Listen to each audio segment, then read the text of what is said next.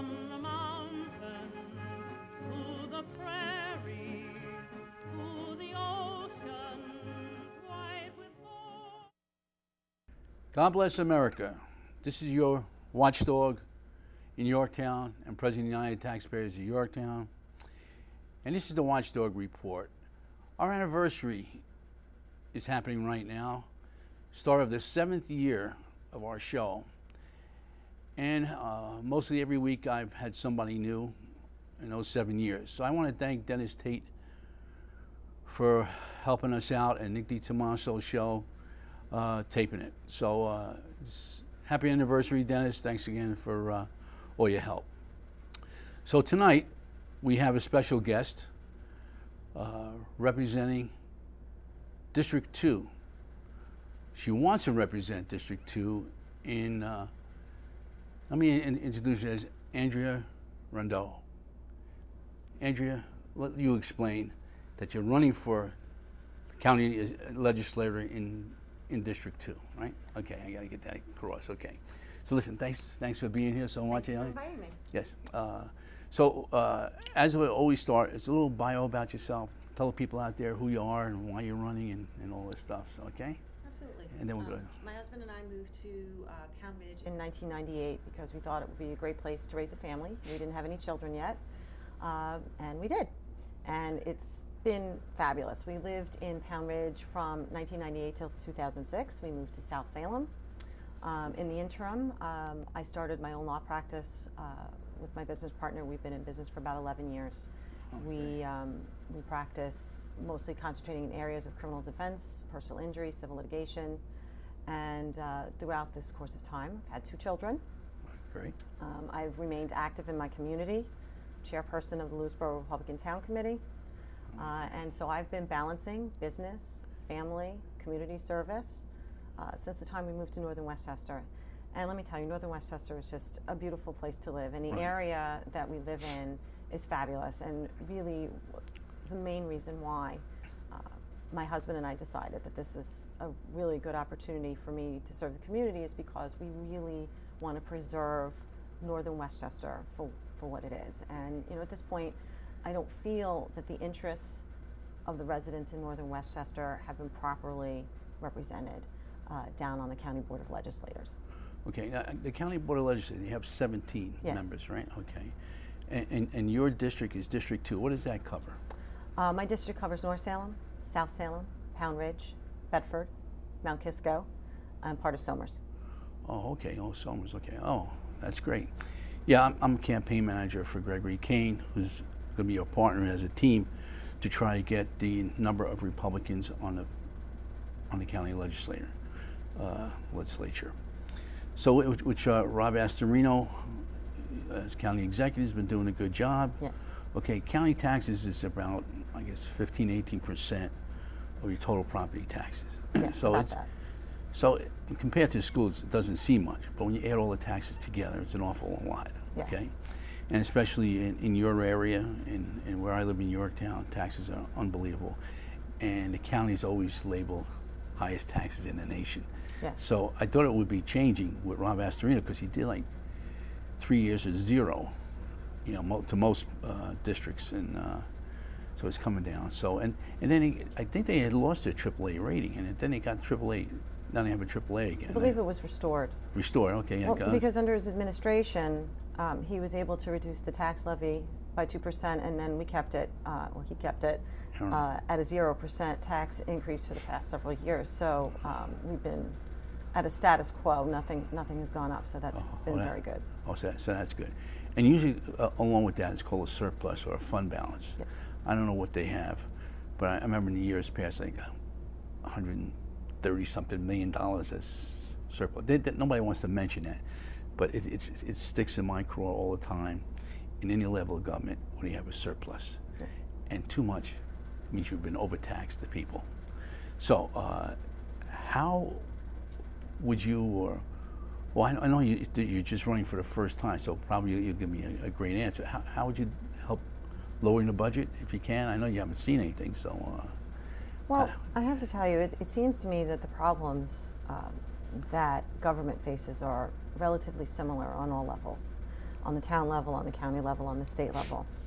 And, you know, like you said, I haven't been there yet.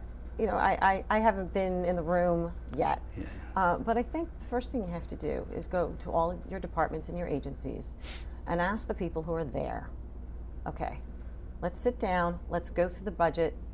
Where can we cut? Where's the fat? Where, you know best how your department runs and where can we save? And you go from there. I mean, the problem is that, you know, we provide many services to our citizens, and many of which are very necessary. And it's very difficult to say, well, you've got to cut something in a department that provides services. So it's going to take a lot of hard work and rolling up the sleeves and sitting down and saying, okay, you know, can we do this job with less, and how? I mean, no one wants to be the one making the decision to lay off people. That's the That's the last thing you want to do. Thing you want to do. And I think when you sit down to craft the county budget, your goal is to try to have that happen in the least possible way. You do not want to lay off, and wherever possible, where layoffs are required, that wherever possible, that eventually you'll be able to bring some of those employees back in. Well, the idea of a Republican, now I've always been a Republican, is to get people to work, okay? Yes. The people who own the business, they pay individual taxes. Yes. They pay taxes on their business, okay? The people who are employed pay taxes, okay? To me, that's the way the country would run better. So now we know we have a high unemployment. Everybody's moving out of New York, you know, so these are the things that, but that's a simple way of doing it, that if you get these people to work and business comes in, you know, lower the taxes in that. And I'm an advocate of that, and I don't see that's hard to do. But as people are leaving and businesses are leaving, then, you know, so I'm hoping that, Rob, by reducing the taxes and maybe business incentives to bring people here, we'll do something with that. So how about Playland? Here's the thing. Now, Rob was here years ago and had people here. I always said that, even had Capowitz here, he said, well, we only spent $2 million instead of $4 million. So that was kind of crazy. So I said, you should build it up, make it where it's, you know, fix it up. And so I'm seeing that now, that maybe privatizing some of the things, and they're building it up and make it more of an interest so people could come in, more jobs again. So how do you feel about Playland? Do you like to keep it or not? Well, I have to tell you, based on my district, there's probably many people that would say, get rid of it. You know, it's just a big hole that we're throwing money into. I think we have to take into consideration the fact that we are the only county that runs an amusement park. It is not the typical park that a state or county government runs. I mean, it's not the type of park you go camping at, or you go to the swimming pool at, or you picnic at. This is a business, and as a result, it should be run as one. Now, there's a great deal of the community, and I mean the entire Westchester County, that want to keep Playland. So when faced with that, what do? You try to make as many people as you can happy. So that means there has to be compromise. And if there's compromise, it means that not everybody walks away from the table happy, but almost nobody walks away from the table happy. That's how you know you have compromise. So this whole idea of public-private partnership, I think, is wonderful. Good, right? Because it takes us out of the position of throwing money at something, and we partner with a nonprofit who runs the business end of it, and hopefully at the end of the day, we get some profit, or at the very least, we don't lose any money. Well, that's great. Now, the biggest issue that maybe you can tell me about is the settlement for affordable housing. Now, any way you want to call it, 2009, because County Executive Spano didn't spend the money correct that he had from grants. Okay, then he get sued by the Anti-Discrimination Center or whatever that. Okay, what is your thoughts about that? Because I've looked at the report cards that just came out in each district. How many? Now Yorktown. I spoke in front of the board. You're crazy, because with open space and affordable housing and foreclosures. Right. We're all picking up the taxes on that, on all these things. So in Yorktown, they're supposed to have 169 already. Right. And they want 379, something like that, just in Yorktown. And the whole settlement is 750 units. So I gave you all what I feel is like going crazy. It's forced down our throats with this stuff. But that 750 units shouldn't be mainly all in Yorktown. I mean, it's supposed to be out of 31 different locations.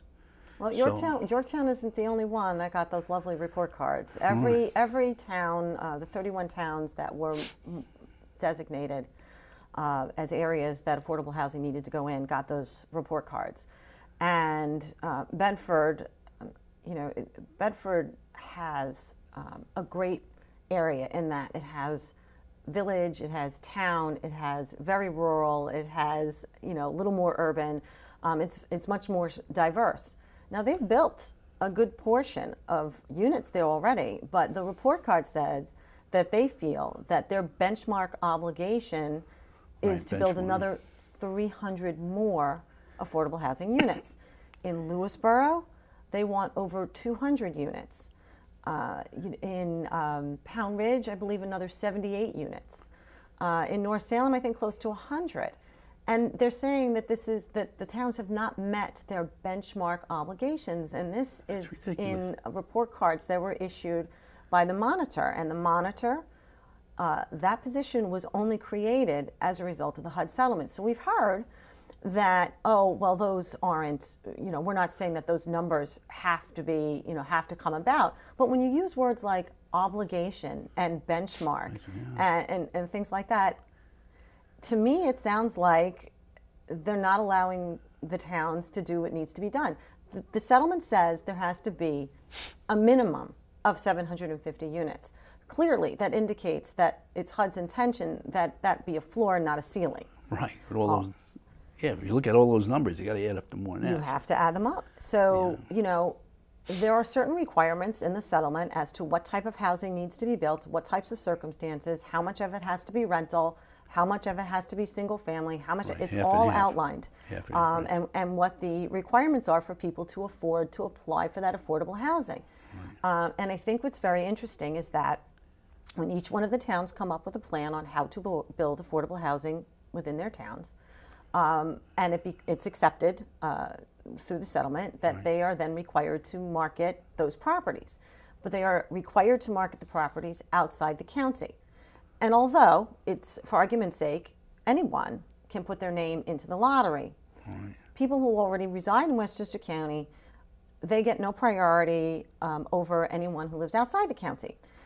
So when the settlement was crafted, I find it very interesting that the needs of the county weren't addressed before we look outside the county. And I think each one of the towns have people who are already embedded in our communities, not first responders, teachers, volunteers, seniors, who want to remain or want to live in the areas that they've been for years or that they're, they work in. And that need wasn't at all addressed. It wasn't a priority. And it's not a huge priority. But it's kind of like, I was saying to my friend the other day, it's kind of like, you don't invite the neighbor kids over unless you know you have enough to feed your own kids first. And then you can invite the neighborhood in. Yeah, right. Everyone's welcome. And I think that there's a great misunderstanding in our community that somehow this housing settlement helps people who are already living here, and it doesn't. And it would have been very nice to have addressed the issues on the need that we already have, because it is not a huge need. Most places did that or are doing that with affordable housing. And then open it up. Right. Welcome, come on in. Right. Not a problem. But the thing is the settlement and these report cards, to me, look like that HUD wants to dismantle the town's right to zone and plan themselves. That's another thing. Yeah, I've seen that too. And at the end of each one of these report cards, it says that they feel that each one of these towns can only meet these benchmarks if they comply with certain requirements with HUD for affordable housing monies. Right. in the different towns, there's different multiple family dwellings and things of that nature that could be expanded upon, et cetera, et cetera. There are very few areas in these northern Westchester towns that could accommodate the type of housing at the level suggested by these report cards. Right. Topographically speaking, the fact that this part of my district particularly houses a large amount of watershed for New York City as well as Connecticut water, and as a result, it's regulated much more heavily for higher standards. Right. Build there. And many people moved to northern Westchester towns because they like walking outside and seeing a barn, a farm, or just trees. Well, again, with the taxes, it's going to be if people move in with children. Yes. In the area, so you have to look at that also. Well, that's a whole nother. And if you put so many units in, you might have to hire another police officer or fire department. Kind of, depending where these are located. There's really no infrastructure. Yeah. There's no public transportation. Right. There's no sewer. There's no public water, and so that all has to be provided when the units are built. But we're subsidizing the taxpayers through the county, right? Correct. Well, we're subsidizing the developer, subsidizing the person who buys the units, and I guess we're subsidizing them in taxes because we must have a lower tax rate. Well, I believe as part of the settlement, we paid the federal government $30 million that they took, and they took 21.6 of it and put it into the fund for us to apply to, and then we were required to get another 30. And use it for the building of affordable housing units. Okay. In addition, there's other things. We had to pay attorney's fees and about $56 million. That was a yes. I mean, it was huge. Huge, okay.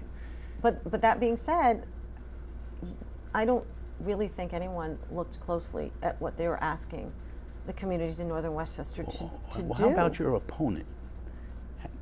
Was he on the board at the time they voted this in? He was. 2009? Oh, he was, okay. And he was the deciding vote in the acceptance of this settlement.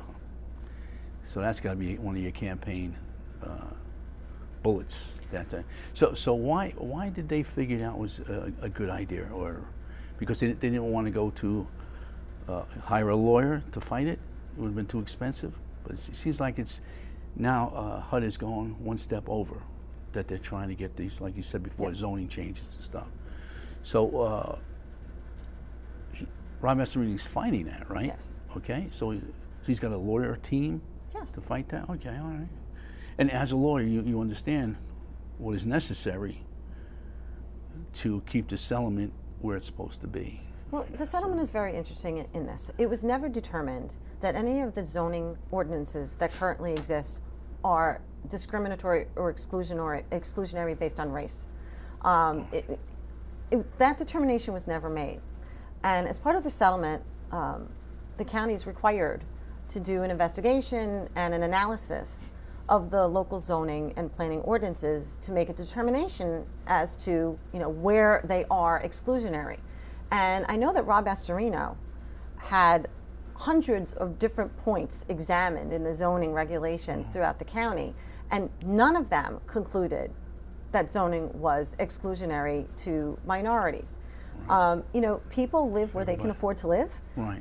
Not based on their nationality or the color of their skin. They based on where they live the best place that they can live based on what they can afford. That would take like home rule or towns. It takes the towns out of the picture. Right and responsibility to zone and plan for the safety and well-being of their citizens away from them. Away from them. And that's the right and our obligation under the New York State Constitution. Right. Boy, that's something else. So I tell you, the settlement is one thing. Let's talk about. Well, let me just finish your point. Okay. I think that if the settlement numbers, if the 750 units can be built by these towns without changing their zoning and planning ordinances, then we should be given the opportunity to do so. And after those 750 units are built, I think that the towns know what their need is. Right. And they've already started down the path, and then they should be permitted to build affordable housing that meets the needs of the communities that we have. Right. And now what is happening in your town? The low-income housing they've changed it to affordable housing. Right. I want to say 2 lawyers, but the 2 lawyers bought the property. People were in there for 20 years. Right. They made it so bad for them, they doubled their rent and moved them out, okay? And even paid them off a little to move, okay? And when Rob was here, I said, why don't you look into that? And I've called George Oros and John Tester and Kapowitz to that effect. In the settlement, it says you're not supposed to remove these people to make it affordable housing. Correct. Okay? And they violated the law 100%. Okay? And this is in Yorktown. And now they're counting those 60 units as affordable housing. So I know they violated the law. So this is really, and why don't somebody do something about that? You know, you want to have the 750 units, but you want it done legally. It says it right in there. You're not supposed to throw people out of in there. So, and after a certain amount, then you're supposed to put in seniors. Correct. Right? Into a certain amount. After a quarter of it's done already, something like that. Right. So the settlement. There are benchmarks within the settlement that say, well, you know, when you get to this point, then you can open up certain housing to seniors and et cetera. Right. Yeah, yeah. You know, there's. But it's way down the line. Correct. You know? So it's just a big thing that every town, the 31 people have to get together and band together so they don't change these zoning laws, because then they forget about it. Then that's it. Well, I'll give you an example. There's a 22-acre plot of property in my town that I know of, and I believe, I won't say that I know for a complete fact, but I believe that it's in tax foreclosure. And on it, there's a large pond that could be considered a mini lake. There's some outbuildings. There's nobody living there right now. So right now, you can't subdivide, you can't do anything to that lot. And once zoning and planning changes, it doesn't just change for the terms of this settlement. It changes for any developer who wants to come in and build affordable housing. So for that person who lives across the street from that piece of property on their very quiet country road, stuck. They bought that house on that road because they want to walk outside and see what they see and live in that community, and to know that perhaps townhouses or multiple family dwellings will be going in on that property across the street from their house. Yeah. It seems to me that's not fair. Okay, and the same thing we have in our town. They have a highway department. They want to put a big building up with probably affordable housing. But let's talk about your election now. You have a primary on September 10th, and who you primary against? My opponent. Is Mr. Peter Harcum. Harcum, okay. He is the majority leader in the County Board of Legislators right now.